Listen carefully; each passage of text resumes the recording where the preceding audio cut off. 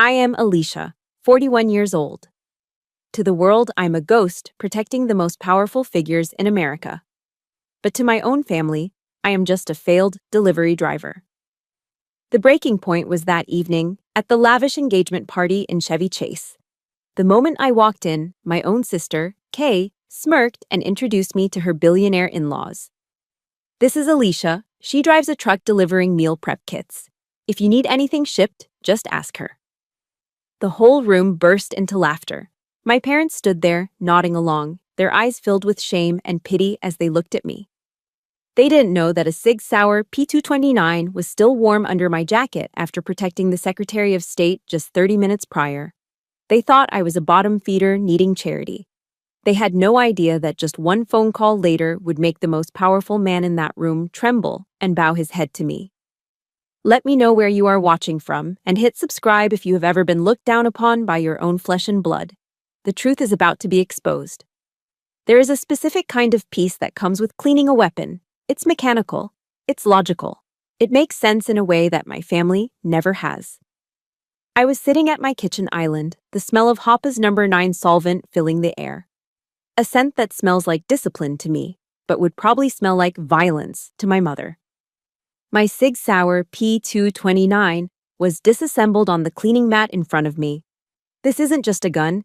It is the standard issue sidearm for the Diplomatic Security Service. It's an extension of my hand.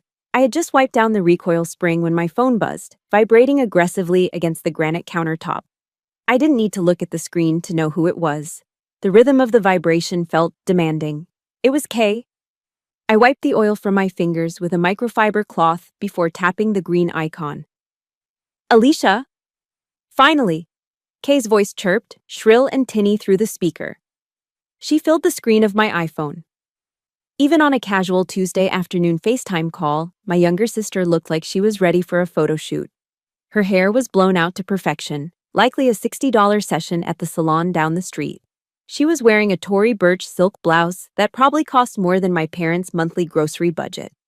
Behind her, I could see the pristine beige living room of her condo. Everything curated, everything fake. "Hello, Kay," I said, my voice flat. I glanced down at my own attire, a faded flannel shirt and a pair of worn-in Levi's. "You're not doing that mechanic stuff again, are you?" Kay squinted at the screen, noticing the black smudge of gun oil on my thumb. "Ugh, never mind. Look, I don't have much time. I have a nail appointment in 20 minutes. I just needed to go over the protocol for tomorrow night." Protocol. That was a word I used for motorcades and extraction points. Kay used it for seating charts and appetizers. "I know the time, Kay. 7 o'clock. Chevy Chase," I said, reaching for the slide of my pistol to inspect the barrel. "Right. But listen." She leaned closer to the camera, her voice dropping to that conspiratorial whisper she used when she was about to say something insulting, disguised as advice. "I was thinking about what you should wear. Do you still have that navy blue dress? The jersey knit one? The one you wore to Aunt Linda's funeral 3 years ago?" I paused. I knew exactly which dress she meant. It was shapeless, made of cheap polyester, and slightly faded at the seams. It was something I bought at a clearance rack because I hadn't had time to shop between missions in Kabul and DC. It made me look 10 years older and 20 pounds heavier. "I have it," I said. "But I was planning to wear the black suit. No!" Kay cut me off sharply. "No suits. God, Alicia, you always look so masculine in those suits. It's an engagement party, not a job interview at a warehouse. Plus, the Prestons are very old school. Very elegant. I don't want you to look like you're trying too hard. The blue dress is better. It's humble. It suits your situation." My situation. I picked up a cotton swab and began cleaning the firing pin channel. "Understood," I said. "The blue dress, humble." "Great," she smiled, a flash of whitened teeth. "Oh, and the truck. The monster." She was referring to my Ford F-150. To her, it was a redneck eyesore. To me, it was a modified, up-armored beast with a V8 engine capable of ramming through a blockade if necessary. It was government property, disguised as a civilian work truck. "What about it?" "Don't park in the driveway," Kay said, waving her hand dismissively. And honestly, don't even park in front of the house. The HOA in the Preston's neighborhood is a nightmare.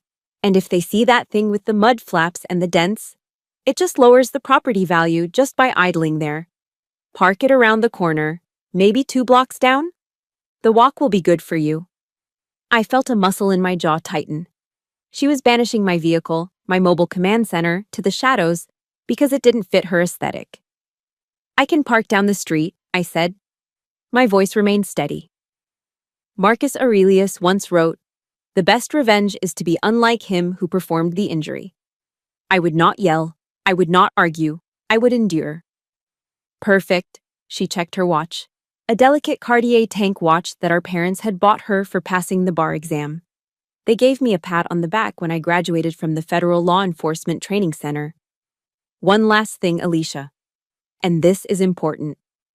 She looked me dead in the eye through the screen. The smile vanished. When people ask, and they will ask, because they are polite, about what you do. She paused, sighing as if my existence was a heavy burden she had to carry. Just keep it vague. Say you work in logistics support, or that you help manage deliveries. Do not launch into stories about driving long haul or whatever it is you do with those boxes. Gerald's father is a senator, Alicia. I don't want to be embarrassed by blue-collar talk. Logistics, I repeated, and deliveries. Exactly. Keep it short. Smile, eat the hors d'oeuvres, and try to blend into the wallpaper. Okay? I have to run. Love you. The screen went black before I could say goodbye. I sat there in the silence of my kitchen. The love you echoed in the empty room, sounding as hollow as a spent shell casing. Slowly, methodically, I began to reassemble the Sig Sauer. Slide, spring, guide rod, frame, click, snap. The weapon was whole again, cold, heavy, and ready. I stood up and walked over to the wall near the pantry. It was a dark corner of the kitchen, shadowed by the refrigerator. Hanging there, slightly crooked, was a wooden plaque with a brass plate. The U.S. Department of State Diplomatic Security Service Award for Valor, presented to Special Agent Alicia Cooper, for courage under fire during the Benghazi evacuation. It was dusty. I hadn't looked at it in months. My parents had never looked at it. Not once.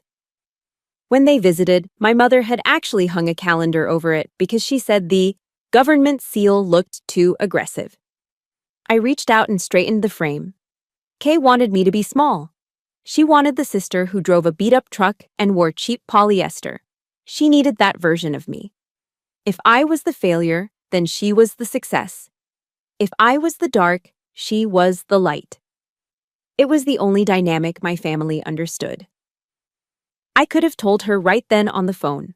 I could have told her that logistics meant coordinating the movement of nuclear assets. I could have told her that the boxes I delivered sometimes contained classified intelligence that kept the country from going to war. But I didn't.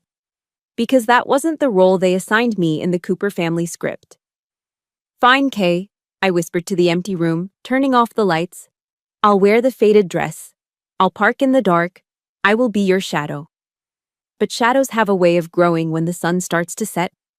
There is a verse in the book of Mark, chapter 6, verse 4, that I have recited to myself more times than I can count while lying awake in lonely hotel rooms halfway across the world.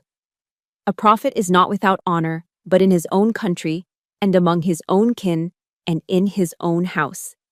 I am no prophet, I don't claim to be. But the sentiment holds a heavy, suffocating weight. It explains how I can be trusted with the life of a visiting prime minister on Monday and treated like a charity case by my mother on Tuesday. This misunderstanding didn't happen overnight. It wasn't one big lie that exploded. It was a slow, creeping erosion of the truth that started exactly 15 years ago. I remember the day clearly. It was a crisp Sunday in November. I had just driven back from Glencoe, Georgia, fresh out of the Federal Law Enforcement Training Center. I was 26, exhausted, but buzzing with an electric kind of pride. I had just earned my badge. I was officially a special agent with the Diplomatic Security Service. I walked into my parents' house, the same house in the suburbs with the manicured lawn and the American flag by the porch, bursting with news. My father was in his sanctuary, the living room. He was sunk deep into his leather recliner, a lukewarm beer on the coaster, his eyes glued to the oversized television screen. Sunday night football was on. The Dallas Cowboys were down by 3, and the tension in the room was thicker than the cigar smoke clinging to the curtains. "Dad," I said, standing in front of the TV, blocking the view of the line of scrimmage. "I did it. I passed. I'm an agent." He leaned to the left, trying to see around my hip. "Move, Alicia. They're in the red zone." "Dad, listen. I got the job. The State Department." He finally muted the TV, but he didn't look me in the eye. He looked at the remote in his hand. "State Department? That's government, right? Federal?" "Yes," I beamed, reaching into my pocket to pull out the leather wallet with the gold badge. "It's federal law enforcement. I'll be protecting—" "Does it have dental?" he interrupted, taking a sip of his beer. "And the pension? Is it the FERS system? You stick with that for 20 years, Alicia, and you'll be set. Good benefits. Safe. Boring, but safe." He didn't want to hear about the tactical driving course I had aced. He didn't care about the firearms training or the courses on counterterrorism. To him, I had just landed a desk job at the DMV that happened to come with a good 401k. "It's not boring, Dad. It's dangerous. I'm an agent," I tried to correct him. From the kitchen, Kay walked in. She was 24 then, just starting law school, already perfecting that shark-like smile. She saw the badge in my hand and didn't even blink. "An agent?" Kay laughed, popping a grape into her mouth. "Like 007. Please, Alicia, you barely passed gym class in high school." "Daddy, she's basically a security guard for the embassies. You know, checking IDs, opening gates for the ambassadors, like a glorified doorman." "I am not a doorman," I snapped. "I protect diplomats." "Right," Kay said, dismissing me with a wave of her hand as she sat on the arm of Dad's chair. "You run errands for them. You make sure their dry cleaning is safe. It's logistics, support staff." Dad unmuted the TV. The crowd roared. "Touchdown." "Well," Dad grunted, eyes back on the screen. "Just make sure you sign up for the life insurance. Can't be too careful if you're driving around DC traffic." That was the moment the seed was planted. Over the next decade and a half, Kay watered that seed with envy and malicious precision. She couldn't stand the idea that her older sister might be doing something cool or heroic while she was buried in contract law paperwork. So, she became my translator to the family. When I was deployed to Kabul to secure the embassy perimeter, Kay told the aunts and uncles, "Alicia is working overseas, some sort of government courier job. She delivers paperwork."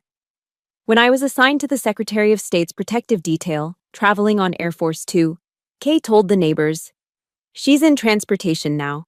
She drives the vans for the government officials. You know, shuttling them around." And eventually, as the game of telephone warped the truth, driving the vans became driving a truck. And delivering sensitive documents became delivering packages. By the time I was 35, in my parents' minds, I was essentially a glorified Uber Eats driver with a government clearance. It wasn't just words, it was actions. 3 months ago, I came home to find an envelope in my mailbox. It was a card from my mother. I opened it, expecting maybe a birthday check or a family newsletter. Instead, a frantic flutter of paper scraps fell onto my kitchen floor. I knelt down to pick them up. They were coupons, clipped from the Sunday newspaper. Subway, buy 1 6-inch sub, get 1 free. Arby's, 2 classic roast beef sandwiches for $6. Jiffy Lube, $10 off your next oil change. There was a sticky note attached to the Jiffy Lube coupon in my mother's handwriting. "Alicia, honey, I know you put a lot of miles on that truck of yours, and gas prices are so high right now. I thought these might help with lunch on the road. Don't be too proud to use them. Love, Mom." I stood there in my kitchen, holding a coupon for a roast beef sandwich, while my tactical vest sat on the chair next to me. They didn't do it because they were evil. My parents aren't villains in a comic book. They are just average. They are terrified of anything they don't understand, and they are obsessed with appearances. The truth is, their indifference hurts more than hate. Hate implies that I matter enough to provoke a reaction. Indifference tells me I am nothing but background noise. If you have ever felt like the black sheep because your family refuses to see your true worth, I need you to pause for a second. Press that like button right now. It's a small signal to the world that we exist. And tell me in the comments below, I am not who they say I am. Let's confuse the algorithm with the truth. I looked at those coupons and I finally understood the ecosystem of the Cooper family. For Kay to be the golden child, the successful, wealthy, brilliant lawyer, she needed a contrast. She needed someone to be below her. If I were a high-ranking federal agent protecting world leaders, I would be her equal. Or worse, I might overshadow her. My parents couldn't handle that. They needed the narrative to be simple. Kay is the success. Alicia is the struggle. That order kept them safe. That order kept them comfortable. They believe I am a failure, I said to the empty air of my apartment, crumpling the Arby's coupon in my fist. Because believing I am a failure makes them feel successful. So, I let them believe it. I let them have their comfort. I let them have their small, tidy little lies. But tomorrow, the lies were going to collide with my reality. Because while they thought I was driving a delivery truck, I was preparing to command a motorcade that would shut down the entire Capitol Beltway. And God help anyone who stood in my way. At 05 net hours, the tarmac at Dulles International Airport is a desolate, wind-swept expanse of gray concrete. The air smells of burnt jet fuel and freezing rain. It's a smell that triggers a specific physiological response in me. My heart rate slows down, my pupils dilate, and the world narrows into a grid of potential threats. I stood by the rear door of the armored SUV, my delivery truck, as my family calls it. But this morning, it wasn't carrying boxes. It was part of a 3-vehicle convoy waiting to receive a high-value asset. A foreign witness, vital to a federal trafficking case, was stepping off a C-130 transport plane. Perimeter is tight, Cooper, the voice crackled in my earpiece. It was Martinez, one of the Marines from the embassy security detail. We have eyes on all exits. I tapped my comms. Copy that. Keep the engine running. We move the second feet hit the ground. The ramp of the aircraft lowered with a mechanical whine. A gust of wind whipped my short hair across my face, but I didn't flinch. 6 Marines in full combat gear flanked the witness. They moved with a synchronized, lethal grace that you only see in men who have trusted each other with their lives. As they approached my vehicle, the lead Marine, a sergeant major with a jaw like granite, stopped in front of me. He didn't smile. He didn't need to. He gave me a sharp, respectful nod, a recognition of rank and capability. All yours, ma'am, he said, his voice cutting through the roar of the engines. Safe travels. Thank you, Sergeant. We'll take it from here. We loaded the witness. The door slammed shut with a heavy, reassuring thud of bulletproof steel. Jerry, my RSO, regional security officer, slapped the hood of the truck twice. He walked up to my window as I shifted the heavy vehicle into gear. Jerry is a man of few words, a Vietnam vet who has seen more combat than most action movie stars. Good work, Cooper, Jerry said, his eyes scanning the horizon one last time. That was a textbook extraction. You're the iron shield of this unit. I don't know what we'd do without you. The iron shield. I felt a warmth spread through my chest that had nothing to do with the car heater. Respect, competence, purpose. In this world, on this tarmac, I was essential. I was powerful. I guided the convoy out of the secure zone, watching the sunrise bleed orange over the Virginia skyline. My job was done. The adrenaline began to recede, leaving behind the dull ache in my lower back that comes from wearing a 20-pound tactical vest for 6 hours. I pulled into a lay-by to strip off the vest and secure my weapon in the lockbox. That was when my personal phone buzzed on the passenger seat. The screen lit up. Mom. I stared at it. The contrast was jarring. 1 minute I was Cooper, the Iron Shield. The next, I was Alicia, the daughter. I unlocked the phone. Alicia, honey, are you on your way back from your night shift? Since you have the big truck, can you stop by Costco? We need drinks for Kay's party tonight. 5 cases of La Croix, pamplemousse flavor, and maybe 5 cases of Diet Coke. The 36-pack ones. It saves us the delivery fee and your truck has plenty of room. Thanks. I read the message twice. My truck. This vehicle has run-flat tires, reinforced plating capable of stopping a 7.62mm round, and an encrypted satellite communication system. And my mother saw it as a grocery cart. She didn't ask if I was tired. She didn't ask if I was safe. She just saw a big truck and free labor. I looked at the dashboard. I could say no. I could tell her I had a debriefing. I could tell her the truth, that this is a government vehicle and I shouldn't be hauling soda for a suburban engagement party. But I didn't. Because the conditioning runs deep. Because fighting them takes more energy than just doing the damn task. Copy that, I whispered to no one, putting the truck in drive. 40 minutes later, I was in the purgatory known as the Costco parking lot. I maneuvered the massive black SUV into a spot between a minivan covered in stick figure family decals and a sedan with a student driver bumper sticker. I stepped out, still wearing my tactical pants and heavy boots, though I had swapped my tactical shirt for the flannel one. People stared. I looked like I was ready to invade the rotisserie chicken aisle. Walking through the warehouse was a surreal experience. An hour ago, I was scanning for snipers. Now, I was scanning for the best price on sparkling water. I wrestled 5 cases of LaCroix and 5 cases of Diet Coke onto a flatbed cart. They were heavy, awkward. The physical exertion was nothing compared to training, but the mental weight was crushing. I paid with my own card. Mom always forgot to transfer the money until weeks later, and hauled the load back to the truck. By the time I pulled up to Kay's condo complex, the sun was high and bright. It was a nice place, gated, manicured hedges. The kind of place where people called the police if a car was parked on the street for too long. I backed into the driveway and texted Kay. I'm here. The front door opened.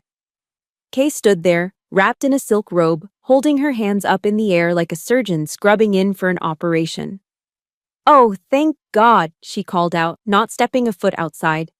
I just put on my second coat of polish. Ballet slippers pink. I literally can't touch anything for 20 minutes. I got out of the truck.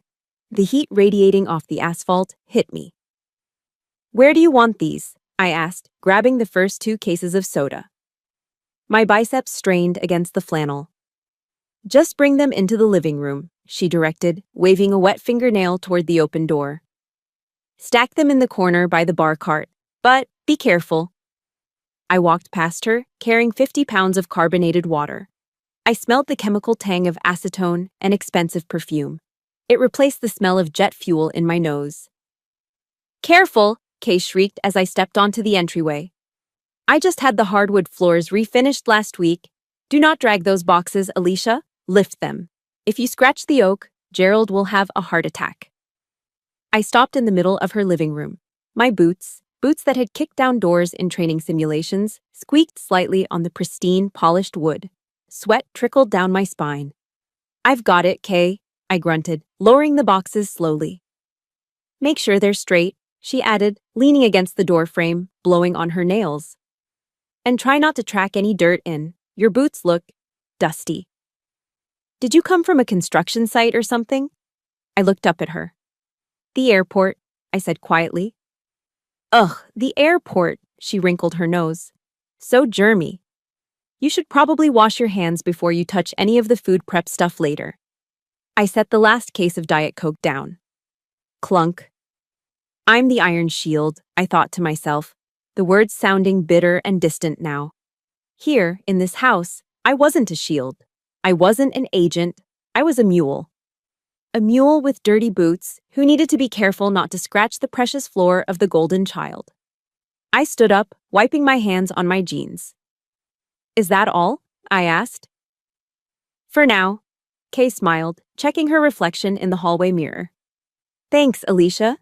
You're a lifesaver. Honestly, paying for delivery is just such a scam when you have a truck, right? Right, I said. A scam. I walked out the door, back to my armored beast, feeling smaller than I ever did on the tarmac. The walk from where I parked my truck took exactly 12 minutes. Kay had been right about one thing. The neighborhood was pristine. It was Chevy Chase, Maryland, a place where wealth whispers rather than shouts.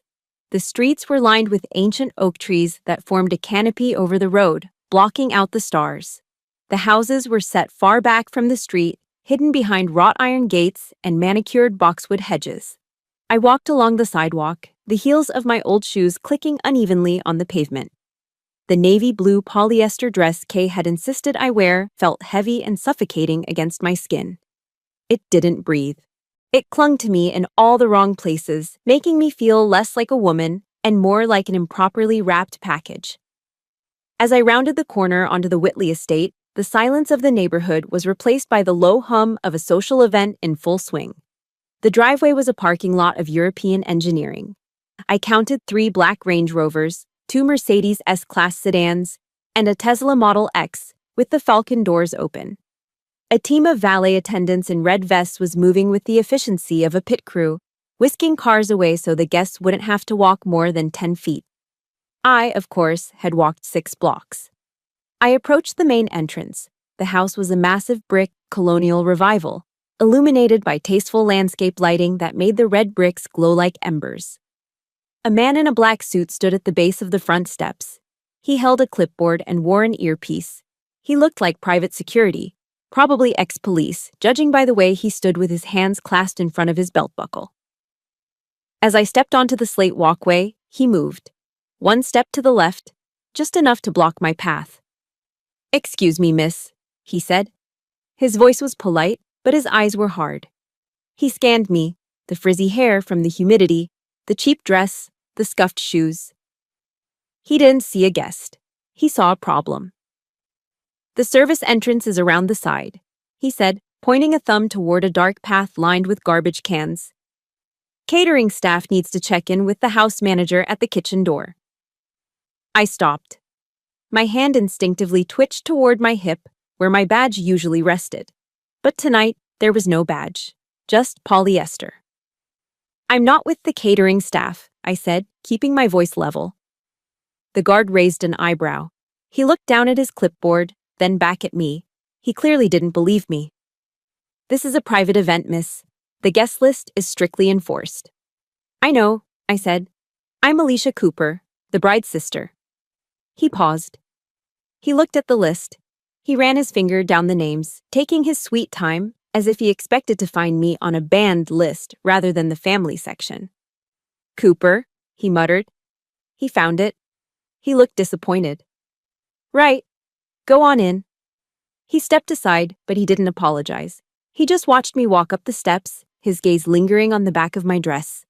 I could feel the judgment burning a hole between my shoulder blades. Inside, the air changed. It was cooler, conditioned to a perfect 68 degrees, and smelled of money.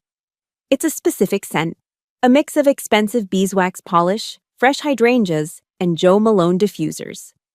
A live jazz band was playing in the corner of the grand foyer. The saxophone player was smooth, filling the space with low, sultry notes. Waiters in white tuxedo jackets weaved through the crowd carrying silver trays of raw oysters and crystal flutes of champagne. I stood in the entryway for a moment, letting my eyes adjust. It was a tactical habit. Scan the room, identify exits, identify threats. The threat level here was 0 physically, but psychologically, it was catastrophic. Everyone looked like they had been airbrushed. The women wore silk and cashmere, their jewelry understated but clearly insured for millions. The men wore bespoke suits that fit them like second skins. And then there was me, a blue smudge in a room of gold and cream. "Alicia." The voice cut through the jazz. It was Kay. She was standing near the fireplace, holding a glass of white wine. She looked stunning, I had to admit. Her dress was a shimmering silver sheath that caught the light with every movement. She waved me over, her smile tight and frantic. I took a breath and walked into the fray. Into the lion's den. "You made it," Kay hissed as I got close, leaning in to air-kiss my cheek so she wouldn't smudge her lipstick. "And you wore the dress. Good. You blend in." I didn't blend in. I stood out like a sore thumb, and she knew it. "Come on," she said, gripping my elbow with surprising force. "Gerald and Patricia are asking about you. Don't be weird." She steered me toward a couple standing by the floor-to-ceiling windows. Gerald Whitley looked exactly like his pictures in the business journals. Tall, broad-shouldered, with silver hair and a face that was permanently flushed from good scotch and high blood pressure. Beside him was Patricia. Patricia Whitley was terrifying. She was a petite woman, but she took up all the oxygen in the room. She wore a cream-colored Chanel suit and a single strand of pearls that were large enough to be choking hazards. Her hair was a helmet of blonde perfection. "Mom, Dad," Kay said, her voice dropping an octave to sound more demure. "This is my sister, the one I told you about, Alicia." Patricia turned. Then came the scan. I have been scanned by retinal readers at CIA headquarters. I have been patted down by airport security in war zones. But nothing felt as invasive as Patricia Whitley's eyes. She started at my hair. Her gaze moved down to the collar of my dress, noting the fraying stitching. She looked at my hands. No manicure, short nails, a small callus on my thumb from the gun safety. She looked at my hips, then my legs. And then she stopped at my feet. I was wearing a pair of black pumps I had bought at DSW 5 years ago. The leather on the left toe was scuffed from driving. The heel on the right was slightly worn down. Patricia stared at that scuff mark for 3 seconds. In those 3 seconds, she calculated my entire net worth, my education level, and my social standing. And the result was deficient. She looked back up at my face. Her expression hadn't changed, but the warmth in her eyes had dropped to absolute zero. "Alicia," Patricia said. Her voice was like dry ice. "We've heard so much about you." "It's nice to meet you, Mrs. Whitley," I said, extending my hand. She looked at my hand for a split second before taking it. Her handshake was limp, like she was afraid she might catch something. "Kay tells us you're quite the traveler," Gerald boomed, trying to fill the silence. "Driving all over the country. Must be interesting seeing the real America from the road." He spoke loudly, as if I were hard of hearing or slow to understand. "It has its moments," I said neutrally. "Alicia is very free-spirited," Kay interjected quickly, resting her head on Gerald's shoulder in a show of daughterly affection. "She doesn't like the corporate grind like we do. She prefers the open road. No bosses, no deadlines, no structure, just her and the boxes." "No structure?" I almost laughed. My life was defined by the strictest structure on the planet. Chain of command, rules of engagement, federal law. "Is that so?" Patricia asked, tilting her head. A small, pitying smile played on her lips. "I suppose that must be freeing. Not everyone is cut out for ambition, I suppose. Some people are just happier living simply." "Exactly," Kay said, squeezing Gerald's arm. "Alicia is all about the simple life." I stood there, surrounded by millionaires, holding a glass of water I didn't want, listening to them rewrite my life into a tragedy of wasted potential. "Well," Gerald said, clapping his hands together, "the world needs people to move things around, doesn't it? Essential services and all that." "Indeed," Patricia murmured, turning her attention back to a waiter passing with a tray of caviar blinis. "Someone has to do it." They turned away from me, the conversation effectively over. I'd been assessed, categorized as the help, and dismissed. I stood alone in the middle of the room, clutching my purse against the cheap polyester of my dress. My gun, usually a comforting weight against my ribs, was miles away in the lockbox of my truck. I felt naked without it. But the night wasn't over. The crowd was growing, and Kay's friends, the sharks in suits, were starting to circle. I could feel their eyes on me, sensing the weakness, smelling the blood in the water. The circle formed around me before I could escape. It was a predatory formation, one I had seen wolves use in nature documentaries.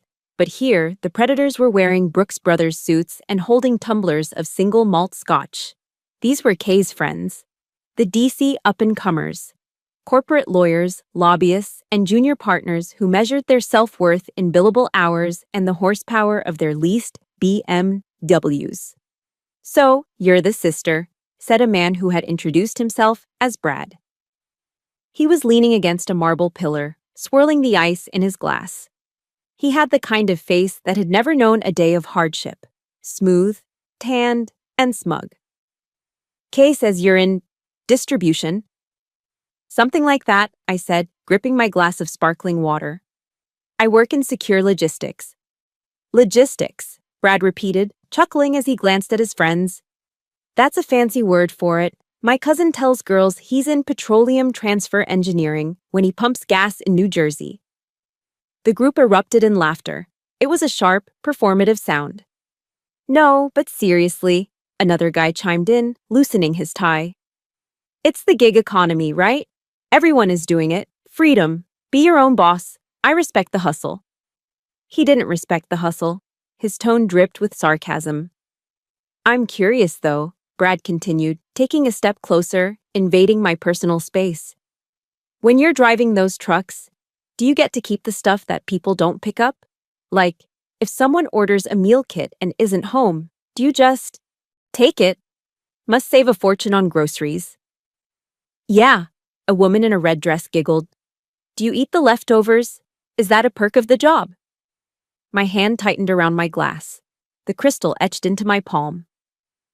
I thought about the cargo I had transported that morning. A witness who had seen a cartel execution. If I had kept him, it would be kidnapping. The cargo I transport is strictly monitored, I said, my voice low. And it's not food. Sure, Brad winked. Whatever you say. Hey, does Uber Eats have a dental plan yet? Or is that still just a dream? More laughter. I felt the heat rising up my neck. Not from shame, but from a dark, simmering rage. I could dismantle Brad in 3 seconds. A strike to the solar plexus, a sweep of the leg. He would be on the floor gasping for air before his expensive scotch hit the rug. But I couldn't. I was in the blue polyester dress. I was Alicia the failure. Actually, a voice boomed from behind me. It was my father. For a split second, a foolish, childish part of me thought he was coming to save me, to tell these entitled brats to back off, to say, my daughter serves her country. I turned to look at him. He was holding a glass of red wine, his face flushed with the excitement of being near the elites. She's just stubborn, my father said, shaking his head with a theatrical sigh. He looked at Brad, desperate for approval, desperate to be part of the joke. We tried, didn't we, honey? He gestured to my mother, who was hovering nearby. We told her to go back to school, community college, get a nursing degree, something stable. But no, Alicia likes to drive. She likes looking at the scenery. My stomach dropped. He wasn't saving me. He was selling me out. He was using my humiliation as currency to buy his way into their conversation. Community college is a great option, the woman in red said, her voice dripping with false sympathy. It's very accessible. She wouldn't listen, my father continued, avoiding my eyes. Always had to do things the hard way. That's Alicia for you, a bit of a rough diamond, very rough. Dad, I said, the word coming out like a warning. What? He looked at me, feigning innocence. I'm just telling them the truth. You could have been a paralegal like Kay suggested. Air conditioning, a desk, but you prefer the open road. He made it sound like I was a hobo jumping on freight trains. My work requires a level of focus and judgment that most people wouldn't understand, I said, looking directly at Brad. My voice was steady, cutting through the laughter like a knife. One mistake in my line of work doesn't result in a paperwork error. It results in catastrophe. The circle went quiet for a beat. My tone had shifted. The delivery girl had just spoken with the authority of a field commander. Brad blinked, looking unsure for a moment, but the tension was broken by a heavy hand landing on my shoulder. It was Gerald Whitley, the patriarch. He squeezed my shoulder, not affectionately, but with the weight of ownership. He smiled down at me, his eyes crinkling with what looked like kindness but felt like pity. Now, Gerald boomed, his voice rich and baritone, silencing the group. Let's not give Alicia a hard time. He looked around the circle, playing the role of the benevolent king defending his peasant. Society needs people like Alicia, Gerald said, giving my shoulder another patronizing pat. Think about it. Without people willing to do the heavy lifting, the driving, The serving, how would we function? We wouldn't have our packages. We wouldn't have our dinners delivered warm. He looked at me, his eyes locking onto mine. It is a noble service, my dear, he said, speaking slowly, enunciating every word as if I were a child or mentally slow. Knowing your place in the ecosystem is a virtue. Not everyone is meant to lead. Not everyone is meant to create policy or build empires. Some people are the hands and feet, and we thank you for that. Really, it's a worthy contribution. The room seemed to tilt. Knowing your place. He wasn't defending me, he was defining me. He was putting me in a box, a small labeled box at the bottom of his pyramid. To him, I was the biological equivalent of a forklift. Useful, necessary, but not sentient, not equal. Thank you, Gerald, I said. My voice sounded hollow to my own ears. I'm glad I can serve. That's the spirit, Gerald laughed, releasing my shoulder. Now, who needs a refill? I opened a 1998 Bordeaux that is breathing beautifully. The circle broke. They turned their backs on me, drawn away by the promise of expensive wine, leaving me standing alone in the center of the rug. I stared at their backs, the tailored suits, the silk dresses, the confident posture of people who have never had to check under their car for an IED. My phone, tucked into the small clutch purse I was holding, began to vibrate against my palm. It was a long, sustained vibration, not a text, a call. I looked down at the screen. It wasn't my mother. It wasn't Kay. The screen flashed red. Incoming secure call, Central Command. I took a deep breath, the air in the room suddenly feeling thin and stale. The humiliation that had been burning my skin seconds ago evaporated, replaced by the icy clarity of duty. The delivery girl was about to clock out. The agent was clocking in. The phone in my hand felt radioactive. The screen pulsed red, a silent siren in the middle of the polite, murmuring crowd. Incoming secure call, Central Command. I didn't answer it immediately. Protocol dictated I move to a secure perimeter. I turned on my heel, ignoring the confused look from the waiter holding a tray of empty champagne flutes, and stepped quickly into the hallway. The heavy oak doors muffled the sound of the jazz band, but the silence out here was deafening. I swiped the screen. Cooper, I said. My voice had dropped an octave. The submissive sister was gone. Code red, Cooper. I repeat, code red. It was Jerry. His voice was tight, clipped, fighting against a background of chaotic radio chatter. We have a situation. The Secretary's motorcade has been boxed in on Rockville Pike, 2 miles south of your location. Local PD is overwhelmed. We have a credible threat of an ambush. The lead vehicle is disabled. My blood ran cold. Rockville Pike. At this hour, it was a parking lot of commuters, a sitting duck scenario. Secretary Thomas, the man who held the nuclear codes for diplomatic relations, was trapped in a metal box surrounded by potential hostiles. Status of the asset? I asked, my eyes scanning the hallway for cameras. Asset is secure for now, but exposure is high. We need an extraction route and immediate fire support. You are the closest unit. What is your ETA? I looked down at my watch, then at my blue polyester dress, then at my scuffed shoes. I have the beast, I said, referring to my up-armored truck. I can be there in 4 minutes if I jump the median. Do it, Jerry barked. Get him out of there, Alicia. Bring him to the safe house. You are authorized to use lethal force. Go. The line went dead. 4 minutes. I shoved the phone back into my clutch. My heart was hammering against my ribs, a steady, rhythmic thud. Thump, thump, thump, thump. It wasn't fear. It was fuel. I needed to leave. Now. I turned back toward the main party room. The quickest way to the front door was through the crowd. I didn't have time to skirt around the service entrance. I pushed open the double doors. The room had quieted down. Gerald Whitley was standing by the fireplace, tapping a spoon against his crystal glass. Clink, clink, clink. He was preparing to make a toast. The guests were freezing in place, turning their attention to the patriarch. I moved. I didn't walk. I cut through the room with a stride that was too long, too purposeful for a party guest. I wasn't weaving through people. I was calculating trajectories. "Excuse me," I muttered, brushing past Kay's friend, Brad, nearly knocking the scotch out of his hand. He glared at me, but I was already gone. I made it to the edge of the foyer, 10 feet from the heavy front door, 10 feet from freedom, 10 feet from the mission. And then, she stepped in front of me. My mother. She materialized from the crowd like a blockade. In her right hand, she held a large silver cake knife. It was ornate, with a pearl handle, glinting under the crystal chandelier. Behind her, a waiter was wheeling out a 5-tier cake covered in white fondant and sugar flowers. "Alicia?" she whispered, her voice hissed through clenched teeth. She blocked my path physically. "Where do you think you are going? Gerald is about to speak."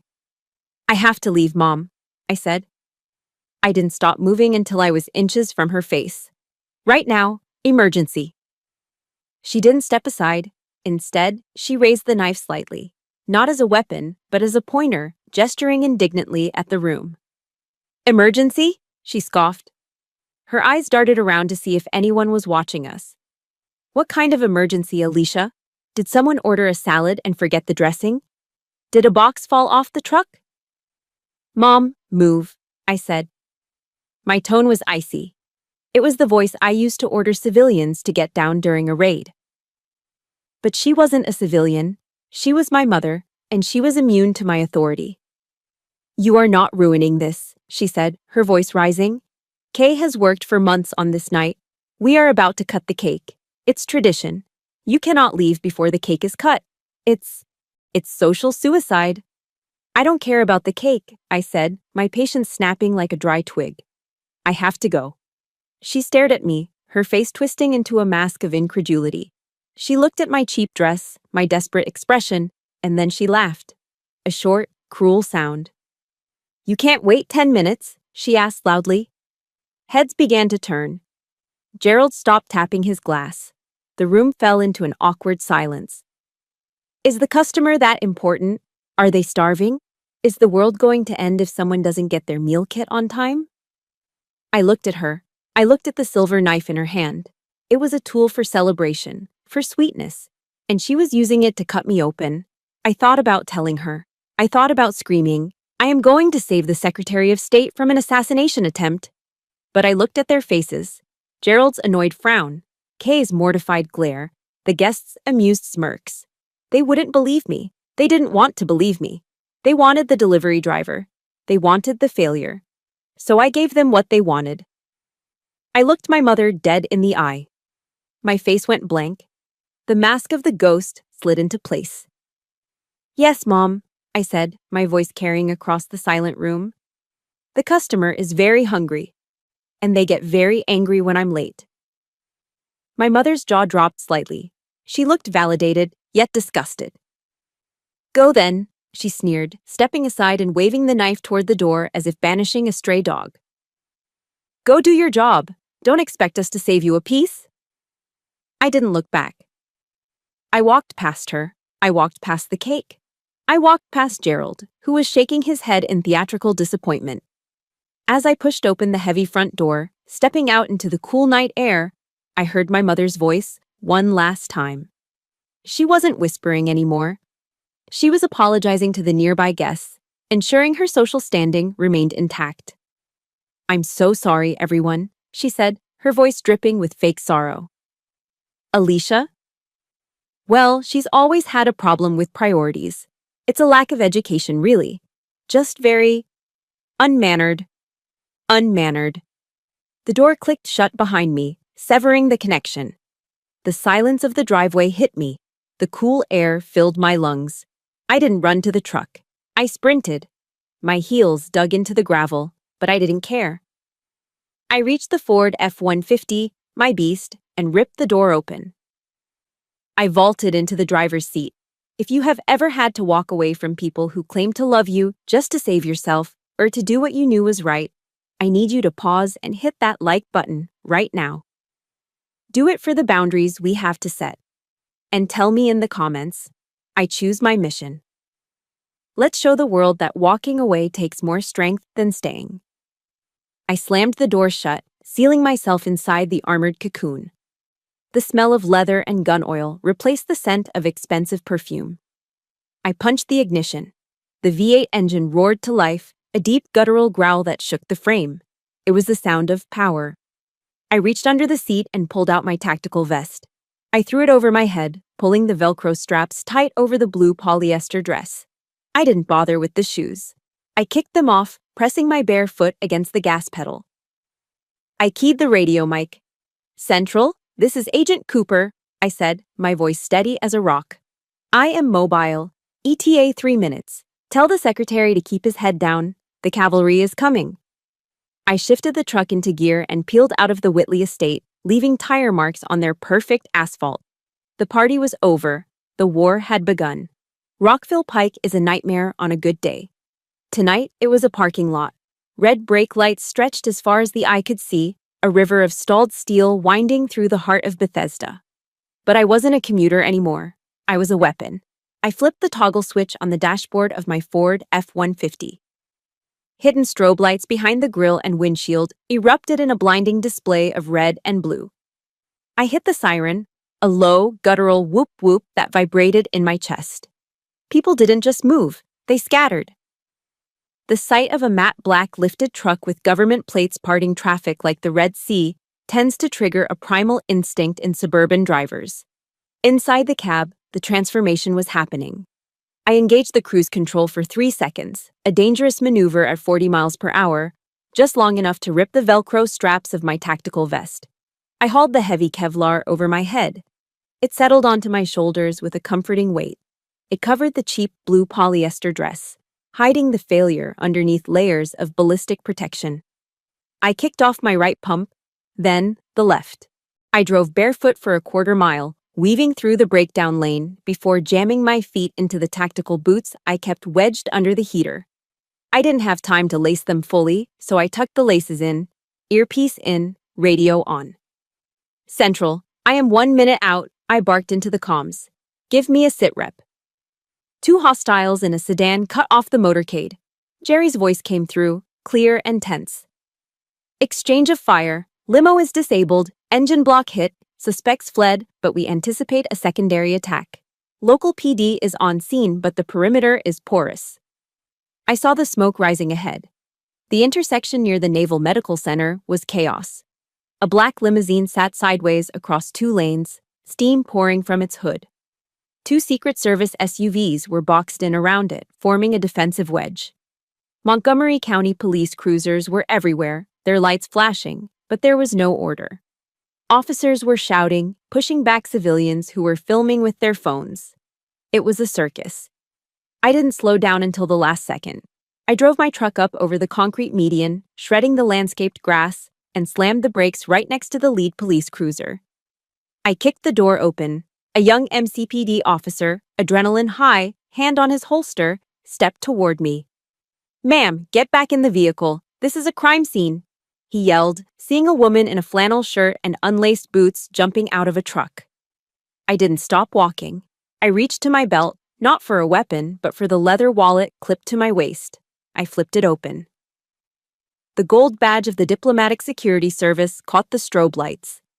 "Federal agent," I shouted, my voice cutting through the siren noise. "Stand down, officer." The cop froze. He saw the badge. He saw the vest. He saw the look in my eyes. A look that said I had authority over his entire existence right now.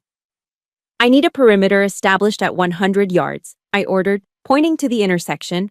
"Push those civilians back. If anyone crosses that line, you detain them. Do you understand?" "Yes. Yes, ma'am." He scrambled to obey, waving his arms at his partner. I moved past him, entering the kill box. The Secret Service agents recognized me immediately. Johnson, the lead on the secretary's detail, lowered his MP5 submachine gun slightly when he saw me. "Cooper," he yelled. "Good to see you. We're sitting ducks here." "I have the beast," I said, thumbing back toward my truck. "It's up armored. We extract him now. Get him to the safe house." I moved to the rear door of the damaged limousine. The window was spiderwebbed with impact cracks. bulletproof glass that had done its job, but barely. I tapped the glass 3 times. The signal. The door clicked and pushed open. Secretary of State Thomas sat inside. He was a man of 60, with the weight of American diplomacy on his shoulders. He looked shaken, his tie loosened, holding a secure briefcase against his chest. When he looked up and saw me, his shoulders visibly dropped. The tension left his face. "Agent Cooper," he exhaled, a breathy laugh escaping him. Thank God. When I heard local support was coming, I was worried. I didn't know it was you. "I was in the neighborhood, Mr. Secretary," I said calmly, extending a hand to help him out. "Let's get you out of this tin can." "I trust you," he said simply. He took my hand. Think about that. The man who negotiates treaties with hostile nations, the man who advises the president, trusted me with his life. He didn't care about my dress. He didn't care about my bank account. He cared that I was the best. We moved quickly. I shielded his body with mine, guiding him toward my truck. The Marines and Secret Service formed a phalanx around us. I opened the passenger door of my truck. "Get in. Keep your head down. Floorboard is reinforced." As I slammed the door shut, ensuring the third most powerful man in the executive branch was safe, my phone, which I had thrown onto the dashboard, lit up. It was right there at eye level. The screen was bright against the dark interior. A text message from Kay. I shouldn't have looked. But in the split second before I climbed into the driver's seat, my eyes caught the preview. "Kay, you are a disgrace to this family. Mom is crying in the bathroom because of you. Don't bother coming back. We don't want you here." I stared at the words. Disgrace. Behind me, sirens wailed. Beside me, the Secretary of State was waiting for me to drive him to safety. Around me, federal agents were following my lead. And on that screen, I was a disgrace because I didn't stay to eat cake. The irony was so sharp it felt like a physical blow. It was absurd. It was tragic. It was hilarious. "Agent Cooper," the secretary asked from the passenger seat, his voice low. "Is everything all right? We need to move." I looked at the phone one last time. I didn't delete the message. I wanted to keep it. I wanted to remember exactly what they thought of me while I was busy saving the world. I reached out and flipped the phone face down. "Everything is clear, Mr. Secretary," I said, my voice devoid of emotion. "We are moving." I stomped on the gas. The truck surged forward, pushing through the debris, leaving the chaos behind. But we needed a place to go. The safe house in McLean was compromised by the traffic. The embassy was too far. I needed a secure location, close by, with high walls and gated access.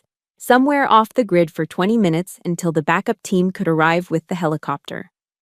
I ran the mental map of Chevy Chase. There was only one place that fit the criteria. I gripped the steering wheel tight. Fate, it seemed, had a very twisted sense of humor tonight. "Central," I radioed in. "I am diverting to a temporary secure location. Mark my coordinates." I turned the wheel hard to the left. We were going back to the party. "Mr. Secretary," I said, keeping my eyes on the rearview mirror where the smoke from his disabled limousine was still rising into the night sky. "We can't wait here on the shoulder. The extraction team is 10 minutes out, and this position is compromised. We need hard cover. Now." Secretary Thomas looked out the window at the gridlocked traffic of Rockville Pike. He was calm, but I saw his hand tightening on the handle of his secure briefcase. "Where do you suggest, Agent Cooper? The embassy is too far." "My sister's in-laws," I said, the words tasting like ash in my mouth. "The Whitley estate. It's 3 minutes from here. High brick walls, gated access, minimal sightlines from the street. It's the only viable safe house in this sector." He looked at me, then at my tactical vest, then at the determined set of my jaw. "Do it," he said. I spun the steering wheel hard to the left.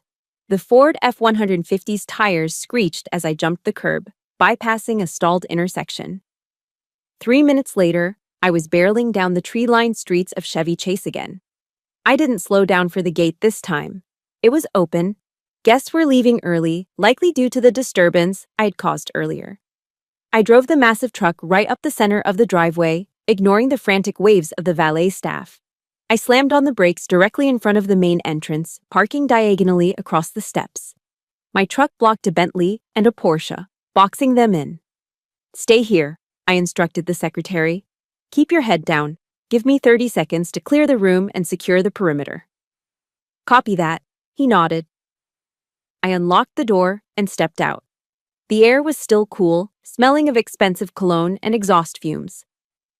I placed my hand on the grip of my Sig Sauer P229, now openly holstered on my hip, and marched up the stairs. I didn't knock. I placed my boot against the heavy oak door and shoved it open. It swung inward with a heavy thud, crashing against the interior wall. The sound silenced the room instantly. The party had thinned out, but the core group was still there. Gerald, Patricia, Kay, my parents, and about 20 close friends were gathered in the foyer, nursing their drinks and dissecting the drama of my earlier exit. When I stepped into the light, I looked like an alien invasion. I was barefoot in tactical boots, wearing a Kevlar vest over a blue polyester dress, with a radio coil running up my neck and a federal firearm on my hip. But they didn't see an agent. They didn't see the gun. They were so blinded by their own narrative that they only saw the delivery girl who had ruined their night. Kay was the first to react. She broke away from a group of bridesmaids, her face contorted in a mask of pure, unadulterated rage. "You!" she shrieked, pointing a manicured finger at me. "You have the audacity to come back here after the scene you caused?" She marched toward me, stopping only because I held up a hand in a halt gesture. "Kay, step back," I said, my voice projecting with command authority. "I need everyone to clear this room immediately. This is a matter of national security." "National security?" Kay laughed, a high-pitched, hysterical sound. "Oh my God, you are delusional. What, did you forget your cooler? Did you forget a receipt for the soda?" "I am not joking," I said, scanning the upper landing for threats. "Clear the room." "Get out," Gerald Whitley roared. The patriarch stepped forward, his face turning a dangerous shade of purple. He looked at my muddy boots on his Persian rug. He looked at the truck blocking his driveway. He was trembling with fury. "This is private property, Ms. Cooper," Gerald bellowed. "You are trespassing. I don't care what kind of costume you are wearing or what game you are playing. You have insulted my wife, you have upset the bride, and now you are barging in here like a lunatic." "Mr. Whitley," I tried to interject, "I am commandeering this location as a temporary—" "I am calling the police," Gerald interrupted, reaching for his phone. "I am having you arrested. You clearly need mental help." "Gerald, please," my mother's voice whined from the back. She pushed her way to the front, dragging my father with her. My parents looked at me with a mixture of horror and exhaustion. To them, this wasn't a tactical operation. This was their daughter having a mental breakdown in front of the most important people they knew. "Alicia, stop it," my mother pleaded, wringing her hands. "Just go. Haven't you done enough damage? Why are you wearing that vest? You look ridiculous." "I am working, Mom," I said through gritted teeth. "Working?" My father stepped forward. The shame in his eyes was palpable. He looked at Gerald, then at me, and decided he needed to distance himself from his failure of a daughter one last time. "You are a disgrace, Alicia," my father spat out. The words hung in the air, heavy and toxic. "Look at you, barging into a respectable home, shouting orders. For what? Did you lose your job? Are you here to beg for money because you got fired from the delivery route? Dad, listen to me." "No, you listen," he shouted, pointing a shaking finger at my face. "You make us look like fools. You make us look like trash. All of this drama, just because you drive a truck. Just because you deliver lunchboxes for a living and you can't handle that your sister is a success." The room was deadly silent. The insult echoed off the marble floors. Just because you deliver lunchboxes. It was the trap of contempt. They had built a cage for me out of their own insecurities, and they refused to let me out of it, even when the keys were staring them in the face. I looked at my father. I looked at Kay, sneering in her silver dress. I looked at Gerald, dialing 911 on his phone. I felt a strange sense of calm. The bridge wasn't just burned, it was incinerated. "I am not here for money, Dad," I said quietly. And I am not here for lunch boxes. I raised my hand to my earpiece. Asset is entering the structure, I said into the mic. What are you talking about? Kay snapped. Who are you talking to? You are insane. Before I could answer, the heavy front door behind me, which I had left ajar, swung open wide.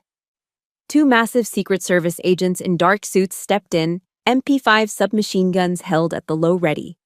They scanned the room in a split second, their presence instantly changing the atmospheric pressure of the house. Kay gasped and took a step back. Gerald dropped his phone.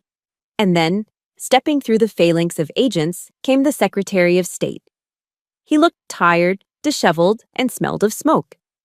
But he was unmistakably Thomas J. Preston, the man whose face was on the news every night. He walked right up to me, ignoring everyone else in the room. Agent Cooper, the secretary said, his voice loud and clear in the stunned silence. Perimeter secure? I looked at my father, whose mouth was hanging open. I looked at Kay, whose face had gone pale as a ghost. Perimeter is secure, Mr. Secretary, I said. Welcome to the safe house. Perimeter is secure, Mr. Secretary, I said. The words hung in the air for exactly 1 second. Then, the world turned inside out. The heavy oak front door didn't just open, it was breached. Two large men in dark, ill-fitting suits burst through the gap I had left. They moved with the terrifying speed of a tactical entry team. They didn't look like party guests. They looked like sledgehammers. Federal agents, hands! Show us your hands!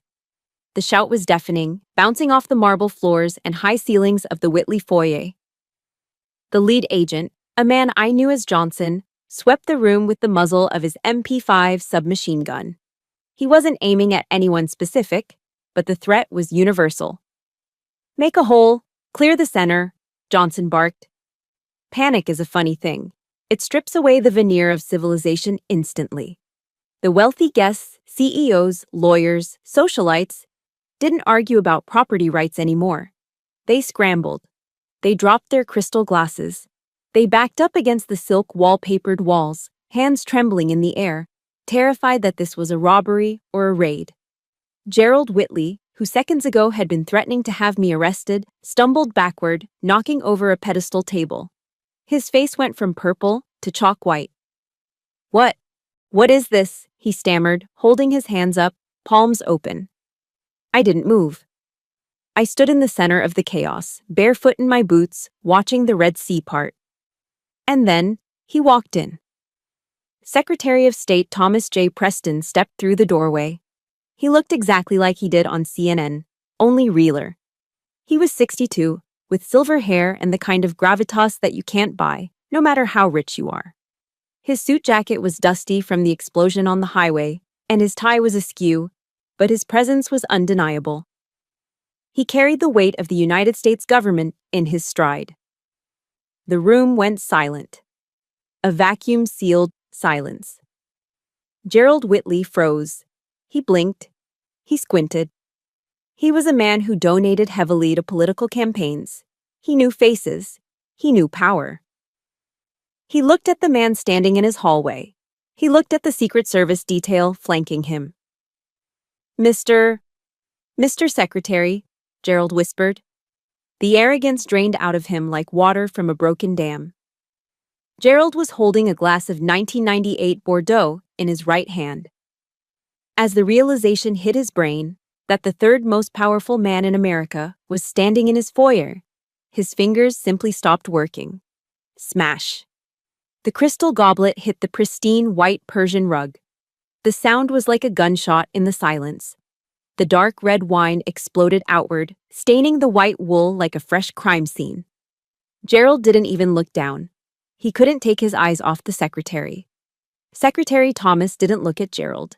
He didn't look at Kay, who was standing with her mouth open, her face a mask of confusion and horror. He didn't look at my parents, who were pressed against the wall like frightened children. He walked straight to me. He stopped 2 feet away. He looked at my Kevlar vest, my radio coil, and the sweat on my forehead. Then, in front of everyone, he reached out and placed a firm, fatherly hand on my shoulder. It was a gesture of immense respect. Cooper, the secretary said.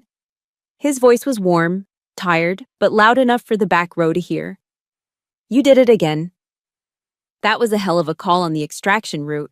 If we had stayed on the pike for 2 more minutes, well, I don't think we'd be having this conversation. Just doing the job, sir, I said, keeping my posture rigid. The safe house was the only viable option. The safe house, he chuckled, glancing around the opulent foyer. It's certainly comfortable, better than the embassy bunker. He squeezed my shoulder one last time, a signal of camaraderie that no amount of money could buy, and turned to face the room. He locked eyes with Gerald Whitley. Gerald looked like he was about to faint. He tried to speak, but only a squeak came out. Mr. Whitley, I presume? Secretary Thomas asked, stepping forward with his hand extended. The Secret Service agents lowered their weapons slightly, but kept their eyes scanning the guests. Yes, Gerald managed to choke out. Yes, Mr. Secretary. I am honored. We didn't. I must apologize for the intrusion, the secretary said, shaking Gerald's limp hand. My motorcade was ambushed on Rockville Pike. We took heavy fire. My lead vehicle was disabled. Gasps rippled through the room. Ambush, heavy fire, these were words from the news, not words for a Chevy Chase cocktail party. It was a critical situation, the secretary continued, his voice smooth and diplomatic. Fortunately, my lead security element took decisive action. She commandeered your residence as a temporary hardened location until the support team arrives. He turned back and gestured to me with an open palm. You should be incredibly proud, Mr. Whitley, the secretary said, smiling at the room. I was told this is your daughter-in-law's sister. It is rare to see such instinct in the field. He looked at my parents. My father was leaning against the wall, his face gray. My mother was staring at the gun on my hip as if it were a venomous snake. Agent Alicia Cooper is one of the finest assets the Diplomatic Security Service has, the secretary announced. He wasn't just talking, he was testifying. A GS-15 senior special agent. Do you know how few people reach that rank at her age? She runs my protection detail. She coordinates logistics for nuclear summits. She is, quite literally, the reason I get home to my wife at night. GS-15, Senior Special Agent, Nuclear Summits. The words hit the room like mortar shells. I watched Kay. Her eyes flicked from the secretary to me. I saw her brain trying to process the data, the delivery driver, the boxes, the logistics. Logistics, Kay whispered, the word slipping out of her mouth like a curse. Yes, logistics, the secretary nodded, hearing her. Secure logistics, the most complex kind. Cooper here moves mountains so we can do our jobs. He turned back to Gerald, who was staring at the red stain on his rug, then at me. He looked at me with new eyes. He saw the vest not as a costume, but as armor. He saw the delivery truck outside not as an eyesore, but as a tank.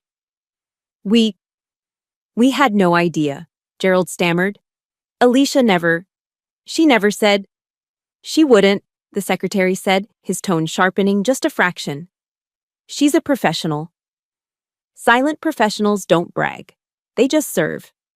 He looked at me again. I owe you a drink when this is over, Cooper.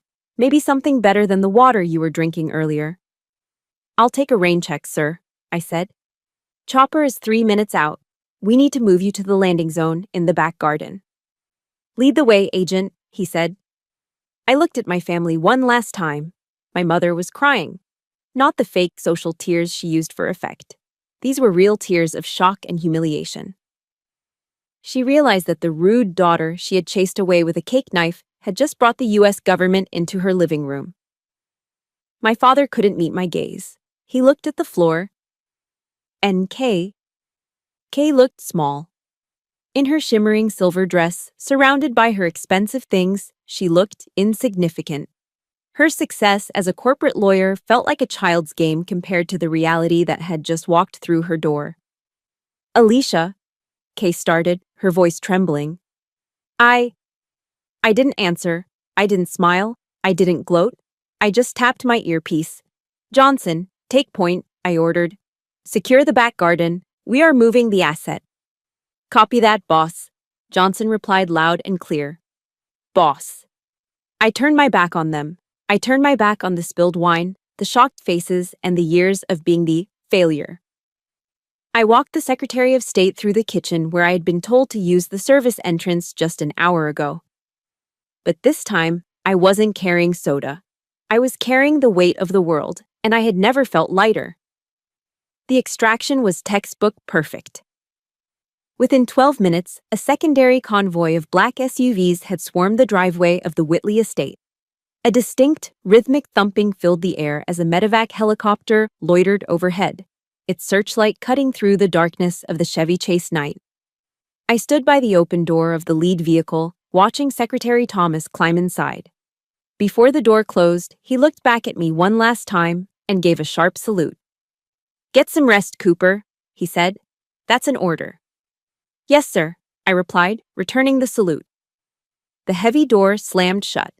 The convoy peeled out, tires crunching over the gravel, red and blue lights reflecting off the terrified faces of the neighbors who had gathered at their windows. And then, silence returned. It wasn't the polite, murmuring silence of a cocktail party. It was the heavy, suffocating silence of a courtroom after a guilty verdict has been read. I stood alone on the driveway, the adrenaline beginning to drain from my system, leaving behind a cold, crystal-clear clarity. I turned around. They were all standing there by the front steps. My parents, Kay, Gerald, and Patricia. They looked like statues in a museum of regrets. Gerald Whitley was the first to move. The bluster, the arrogance, the booming voice of the patriarch, it was all gone. In its place was the trembling anxiety of a man who realized he had just threatened a federal officer with arrest in front of her boss. He walked toward me, his hands clasped together as if in prayer. He didn't look at my face, he looked at the badge on my belt. "Ms. Cooper?" "Ah, madam," Gerald stammered. He actually used the word, madam. I want to offer my sincerest apologies. Truly. There was a terrible misunderstanding tonight." He reached out a hand, then pulled it back, unsure if he was allowed to touch me. "We had no idea of your position," he continued, wiping sweat from his forehead with a silk handkerchief. "If we had known, obviously, the hospitality would have been different. I hope you won't hold my earlier outbursts against the family. It was just the stress of the evening." I looked at him. I saw the fear in his eyes. Fear of audits, fear of political fallout, fear of losing his social standing. "It wasn't a misunderstanding, Mr. Whitley," I said. My voice was quiet, calm, and utterly indifferent. "It was a revelation." "Please," he begged, forcing a smile that looked like a grimace. "Let's go inside. Let's open a bottle of the good vintage. Patricia can have the chef prepare something. We should celebrate your heroism." I didn't answer him. I looked past him to my parents. My mother was dabbing her eyes with a cocktail napkin. My father was staring at his shoes, unable to lift his head. "Why didn't you say anything?" my mother choked out, her voice shrill with accusation and embarrassment. "Alicia, why?" We thought you were struggling. We sent you coupons. We worried about you." She looked up at me, her eyes pleading for me to accept her narrative, to accept that her cruelty was actually misguided love. "We just wanted you to be safe," she sobbed. "We thought you were driving a truck because you had no other options. Why let us believe that?" I felt a ghost of a smile touch my lips. It wasn't a happy smile. It was the smile you give when you finally solve a puzzle that has plagued you for years. "You didn't think, Mom," I said. "You chose." "What?" She blinked, confused. "You chose to believe the lie," I said, stepping closer to her. The Kevlar vest felt like a shield against her emotional manipulation. "Because believing I was a failure was easier for you. It was comfortable. If I am the failure, then Kay is the star. If I am the charity case, then you get to be the benevolent parents." I gestured to the house, to the party, to the life they had built on appearances. The truth, that I am successful, that I am powerful, that I don't need you. That truth was inconvenient for your narrative, I said. So you ignored the signs. You ignored the reality.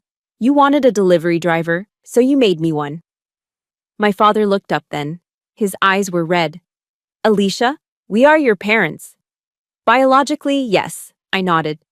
But tonight, you made it very clear that I am also a disgrace and unmannered. I believe those were your words, Dad. He flinched as if I had slapped him. Finally, I turned to Kay. She was standing slightly behind Gerald, her silver dress looking wrinkled, her makeup smudged. The golden child had lost her shine. She looked at me with a mixture of jealousy and fear. For the first time in her life, she was the small one. You ruined my engagement party, Kay whispered, petulant to the end. No, Kay, I said softly. I saved your engagement party from being a crime scene, but honestly, I don't care. I looked at the ring on her finger, a big, heavy diamond paid for by a man who was currently terrified of her sister. Congratulations on the engagement, I said. I really hope your fiancé loves the truth more than he loves the fiction you spin. Because eventually the stories we tell about ourselves fall apart. I turned away. Alicia, wait, my mother called out. Where are you going? Stay, we can fix this. I didn't stop. I walked to my truck. The Ford F-150 sat there, rumbling quietly, a beast among the luxury sedans. It was scarred, dusty, and utilitarian. It was exactly like me. I climbed into the driver's seat. The leather was cool. The cab smelled of safety. I pulled my phone out to set the GPS. Ding! A notification slid down the screen. Bank of America. Direct deposit received. USDPT of state. Treasury amount, 15,000. Memo. Hazard pay, onesies code, red bonus. I stared at the number. $15,000 for 30 minutes of work. More than Kay made in 2 months of filing briefs. More than the value of all the coupons my mother had ever clipped in her life. I didn't feel arrogant. I didn't feel the need to run back inside and show them the screen. The validation didn't come from them anymore. It came from the work. It came from the mission. It came from me. I connected my phone to the Bluetooth speakers. I scrolled through my playlist until I found the only song that fit the moment. The opening piano chords of Frank Sinatra's My Way filled the cabin. And now, the end is near. And so I face the final curtain. I looked in the rearview mirror one last time. I saw them standing there, a huddled group of people shrinking in the distance, trapped in their golden cage of expectations and lies. I put the truck in gear. I've lived a life that's full. I traveled each and every highway. I pressed the gas. The truck surged forward, leaving the Whitley estate behind. I drove through the open gate, past the oak trees, and turned onto the main road. The highway stretched out before me, empty and dark, illuminated only by my headlights. But in the distance, on the horizon, the faintest hint of dawn was breaking. I wasn't their daughter anymore. I wasn't the sister. I wasn't the delivery girl. I rolled down the window, letting the cold wind hit my face, washing away the scent of stale perfume and old regrets. I was Agent Alicia Cooper. And I had a long drive ahead. I did it my way. If there is one truth I want you to take from my story, it is this. You cannot force people to respect you, especially when their disrespect serves their own ego. For years, I tried to shrink myself to fit into my family's small box. But I learned that a diamond doesn't stop having value just because it's hidden in the dark.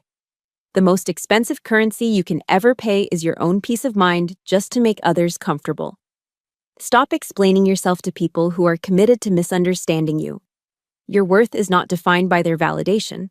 Sometimes the bravest thing you can do is simply walk away and succeed in silence. If my journey sparked a fire in you today, please hit that like button. It helps us find other black sheep who need to hear this message. I want to hear your story in the comments. Have you ever had to hide your true self just to keep the peace in your family? Or have you finally found the courage to drive away like I did? Type, I choose my way below to declare your freedom today.